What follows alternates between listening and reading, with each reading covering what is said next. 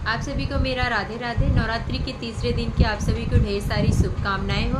आज इस वीडियो में आपको चंद्रघंटा माता जी की कथा सुनाएंगे, जो कि दुर्गा माता के तीसरा स्वरूप है। तीसरे दिन, नवरात्रि के तीसरे दिन हम जो है चंद्रघंटा माता जी की पूजा अर्चना, उनकी उपासना करते हैं।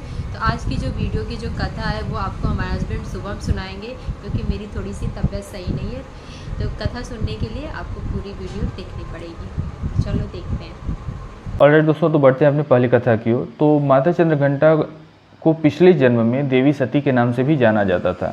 इस अवतार में उनका विवाह भगवान शिव से हुआ था और तब उनके पिता ने भगवान शिव का अपमान किया था, जिस कारण उन्होंने अपने प्राण को त्याग दिए। वह फिर से पहाड़ों की बेटी पार्वती के रूप में पैदा हुए और भगवान शिव से शादी करने के लिए घोर तपस्या की। उनके निरंतर समर्पण के कारण उन्हें माँ ब्रह्मचारिणी के रूप में भी जाना जाने लगा और भगवान शिव उनसे विवाह करने के लिए सहमत भी हो गए। शादी की तैयारियां जोरों पर थी और सभी लोग भगवान शिव और माता पार्वती के लिए बहुत खुश थे। हालांकि भगवान शिव विवाह में एक विशाल लेकिन अजीब बारात लेकर पहुंचे। भूत, ऋषि, अघोरी और तपस्वी सभी इस असामान्य विवाह बारात का हिस्सा थे। स्वयं भगवान शिव भी, उनके गले में कई सर्प थे और उन्हें पूरे शरीर में राख लगी हुई थी, भस्म लगी हुई थी।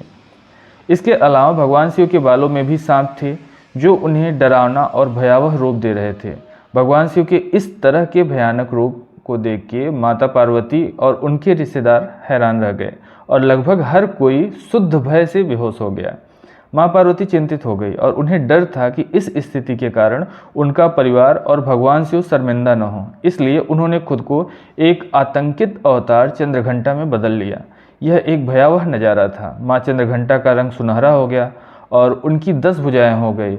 उन्होंने अपने भक्तों को आशीर्वाद देने के लिए अपनी 10वीं भुजा का उपयोग किया, जबकि अन्य 9 भुजाओं में एक विशिष्ट वस्तु या हथियार हुआ करते थे। वह 2 हाथों से त्रिशूल और दूसरे हाथों में कमंडल पकड़े हुए थे। इसके अलावा माँ चंद्रघंटा ने एक गदा, एक धनुष और एक तीर, एक तलवार, एक घंटा और एक कमला मतलब कमल ले रखा था। माँ चंद्रघंटा ने भगवान शिव के पास जाकर उन्हें एक महान रूप लेने के लिए कहा। भगवान शिव इससे सहमत भी हो गए और खुद को एक सुंदर राजकुमार में बदल लिया। साथ ही वह अब सुंदर गहनों और आभूषणों से अलंकृत हो गए थे। अंत में भगवान शिव और माता पार्वती का विवाह होता है। सभी प्रार्थनाओं और अनुष्ठानों के साथ उनका विवाह पूरी तरह से संपन्न हुआ, मनाया गया और आज तक यह पर्व जो है महाशिवरात्रि के रूप में भी जाना जाता है और इसे हम लोग मनाते भी हैं। अब आते हैं दोस्तों दूसरी कथा की ओर। हमारी जो दूसरी कथा है, ये प्राचीन काल में देवताओं और असुरों के बीच में लंबे समय तक युद्ध चला था। असुरों का स्वामी था उस समय महिषासुर और देवताओं के स्वामी भगवान इंद्रदेव थे। महिषासुर ने देवलोक पर विजय प्राप्त किया, इंद्र का सिंहासन हासिल कर लिया, स्वर्गलोक पर राज करने लगा। इसे देखकर सभी देवता चिंतित हो उठे और त्रिदेवों के पास जाके पहुंचे। देवताओं से बताया कि महिषासुर ने इंद्र, सूर्य, चंद्र, वायु समेत अन्य सभी देवताओं के सभी अधिकार छीन लिए और देवतागण पृथ्वी लोक पर विचरण कर रहे हैं। ऐसे में माँ चंद्रघंटा का जन्म होता है। देवताओं की इस बात को सुनकर ब्रह्मा, विष्णु, महेश मतलब तीनों जो त्रिदेव होते हैं वो क्रोधित हो उठे। क्रोध के कारण तीनों देवों के मुख से ऊर्जा उत्पन्न होती है और देवगणों के शरीर से निकली हुई ऊर्जा इस ऊर्जा में जाकर मिल जाती है। तो साथ ही साथ 10 दिशाओं में व्याप्त होने के बाद इस ऊर्जा से माँ भगवती का अवतरण होता है। भगवान शिव ने उन्हें अपना त्रिशूल भेंट किया। साथ ही साथ भगवान विष्णु ने उन्होंने अपना चक्र प्रदान किया। इसी तरह सभी देवताओं ने माता को अपना अस्त्र और शस्त्र देकर सजा दिया। इंद्र ने भी अपना वज्र और ऐरावत हाथी माता को भेंट किया। सूर्य ने अपना तेज तलवार और सवारी के लिए शेर प्रदान किया। युद्ध भूमि में देवी चंद्रघंटा ने महिषासुर नामक दैत्य का वध भी किया इन्हीं अस्त्रों शस्त्रों से। इसके बाद माँ चंद्रघंटा जब महिषासुर के पास दोस्तों पहुँचती हैं, माँ का ये रूप देखकर महिषासुर को ये आभास हो गया था कि उसका काल आ गया है। महिषासुर ने माँ पर हमला बोल दिया। इसके बाद देवताओं और असुरों के बीच में भयंकर युद्ध छिड़ गया।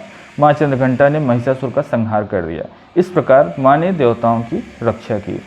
तो ये थी माँ चंद्रघंटा की ये 2 विशेष कथाएं जो कि आप लोगों को जाननी चाहिए। और इसके साथ साथ मैं आपको बोलूँगा कि इस नवरात्रि के 9 दिन में हर एक दिन हम आपके लिए एक नए वीडियोस को लेके आएंगे माँ की अलग महिमा के रूप में, कि जो माँ की महिमा अभी तक आप लोग सुनते आए हैं उसके बारे में हम आपको लेके कुछ चीज़ों को फिर से आप लोगों को सुनाएंगे।